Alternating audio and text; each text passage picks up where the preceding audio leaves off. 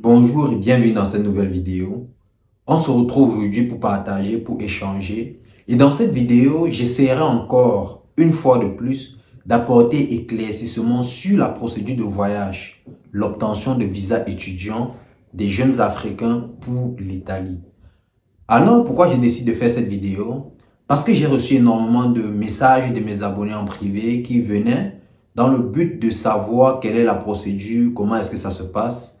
Et dans mon explication, plus ou moins, j'ai compris qu'ils avaient écouté la vidéo, mais ils n'avaient pas compris le message. Alors, dans cette vidéo, j'essaierai encore et une fois de plus de vous faire passer le message et j'essaierai d'être le plus clair possible. D'être le plus clair possible. Et toi, si c'est ta première fois de me découvrir, alors bienvenue dans la communauté. Ici, on parle de voyage, d'opportunités de travail, d'opportunités de stage professionnel en Italie. N'hésite surtout pas à t'abonner, like, partage pour ne pas rater mes prochaines vidéos.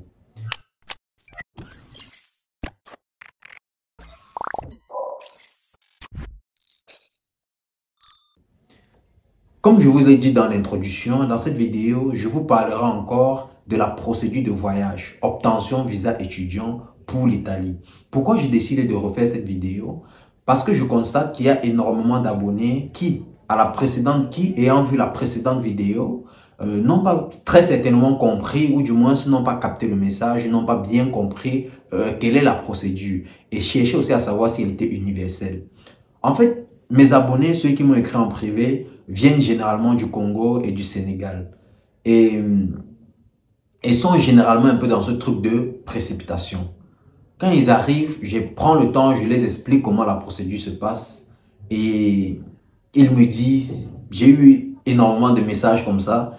Ils me disent, je suis prêt, je veux voyager en janvier. Je veux voyager en décembre, je veux voyager. La première des choses que je dirais dans cette vidéo, je pense que la procédure de voyage pour l'Italie est universelle. Je veux parler la même partout en Afrique.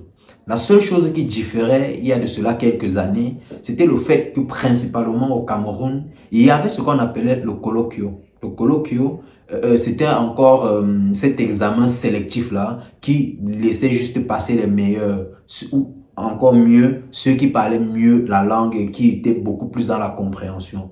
Comment est-ce que ça se passait le colloquio? Juste une parenthèse. C'était juste un texte en italien qu'on te donnait. Tu terminais. En fonction des questions de la dame, tu étais appelé à répondre. Il y avait ceux qui faisaient le résumé. Il y avait ceux qui répondaient juste aux questions. La dame posait les questions et on répondait. Donc, c'était plus ou moins pour évaluer qui sont ceux-là qui arrivent à gérer. La première des choses qu'on voulait savoir, c'est qui va arriver à gérer le stress.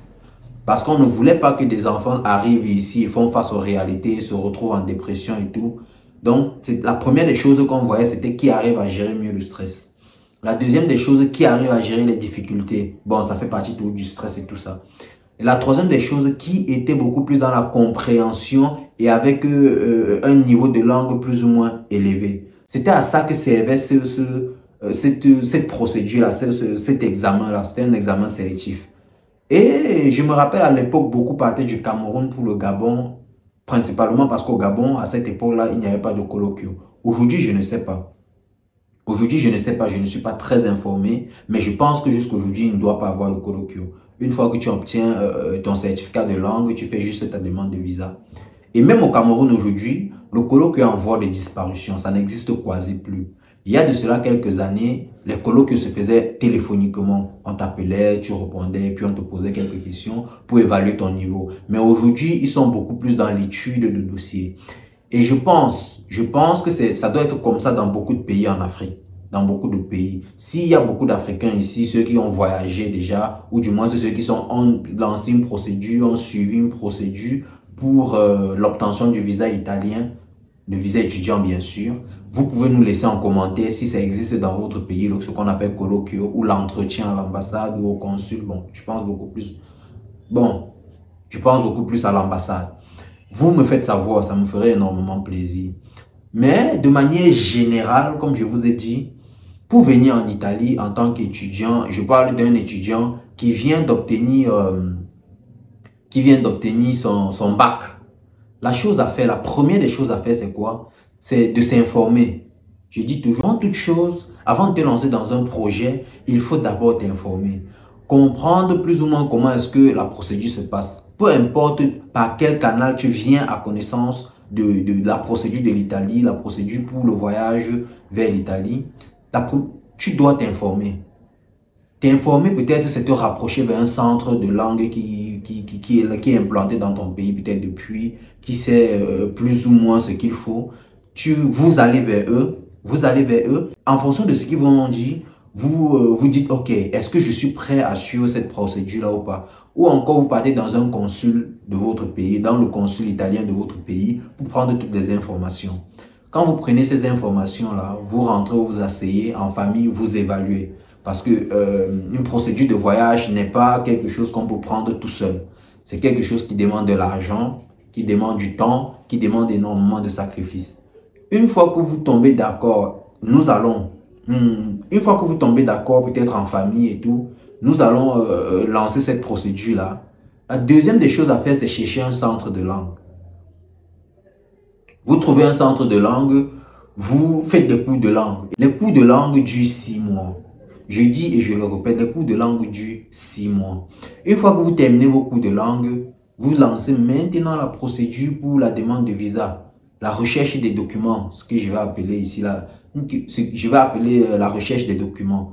Et dans la recherche des documents, qu'est-ce qu'il faut? Il vous faut une prise en charge. Il vous faut une caution. Il vous faut un allodial. Et il vous faut l'acceptation de l'université. Ça, c'est un point très important. L'acceptation de l'université. Comment faire pour obtenir l'acceptation de l'université? Ça aussi, c'est une procédure universelle. Vous entrez sur le portail Universitali. Ça existe, juste tu tapes sur Google Universitali, ça va sortir. Tu rentres en fonction de ta ville. Je répète, où tu as choisi ta ville, la ville où tu as choisi de fréquenter, d'aller à l'université. Tu rentres là, tu cherches peut-être, je prends l'exemple peut-être de Milan, tu pars à l'université de Milan ou bien le Polytechnique de Milan. Tu tapes Polytechnique de Milan, tu tapes Polytechnique de Milan, tu rentres sur le site de l'université, tu regardes où il y a ta filière. Tu pars, tu te préinscris et quand tu te préinscris, tu dois attendre la lettre d'acceptation de l'université. C'est très important parce que c'est avec cette lettre que vous allez pouvoir demander le visa.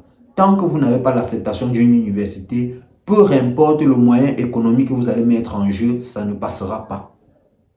Ça ne passera pas. Une fois que vous avez l'acceptation de l'université, c'est très bon. Alors, c'est très bon. Vous annexez cela à votre document, la documentation plus ou moins que vous avez faite. Quand tout est prêt, tout est fait, vous partez juste déposer en fonction des pays. Je pense qu'aujourd'hui, les gens ne sont plus obligés d'aller à l'ambassade, si je ne me trompe pas. Il y a une agence intermédiaire.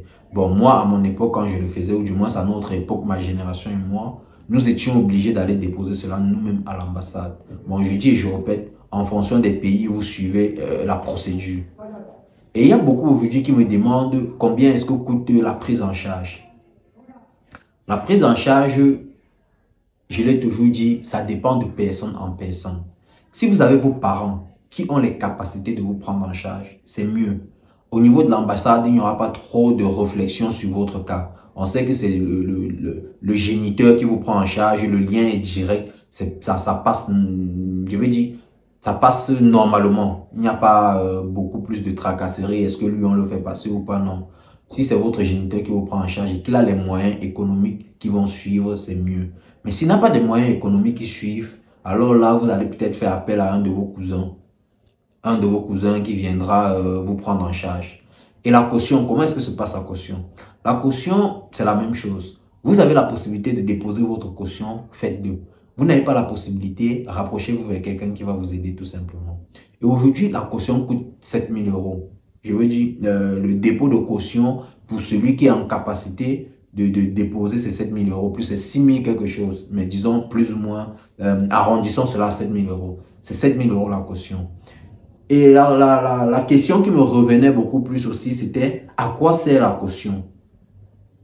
La caution, c'est une somme qu'on met dans un compte, ce qu'on va appeler ici AVI, qui vous servira une fois que vous arriviez sur le territoire.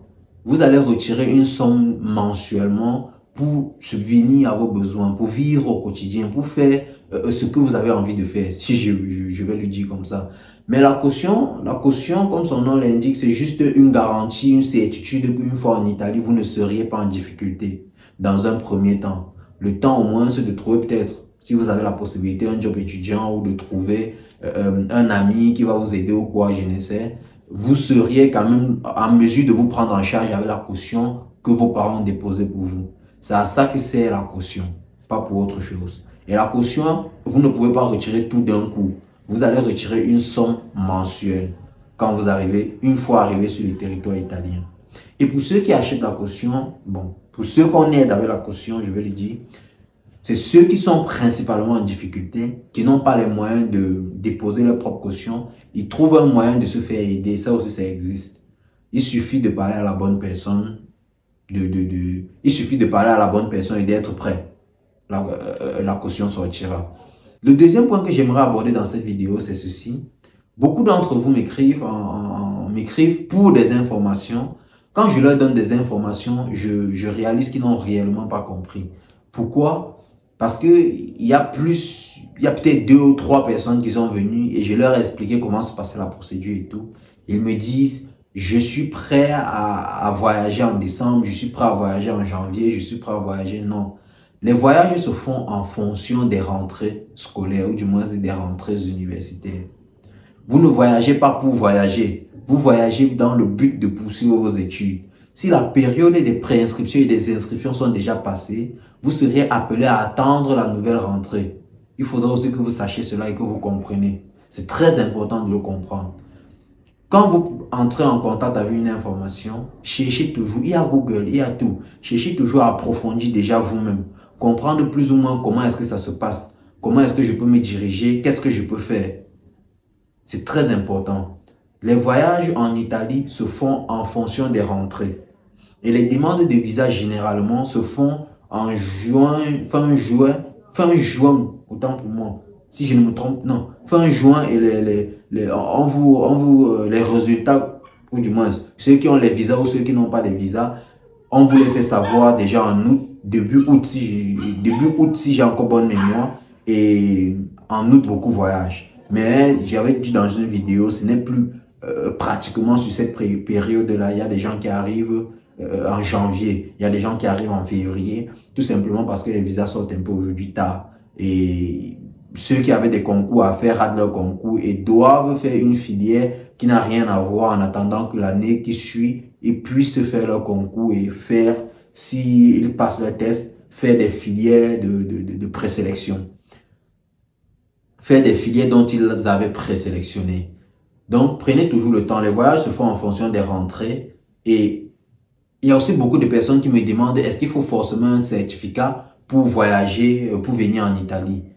La première des choses que je dirais, c'est qu'il faut un certificat pour demander le visa. Donc, vous voyez que s'il n'y a pas de certificat, il n'y a pas de visa. Je dis ceci et je répète, il y a ceux qui peuvent voyager sans certificat.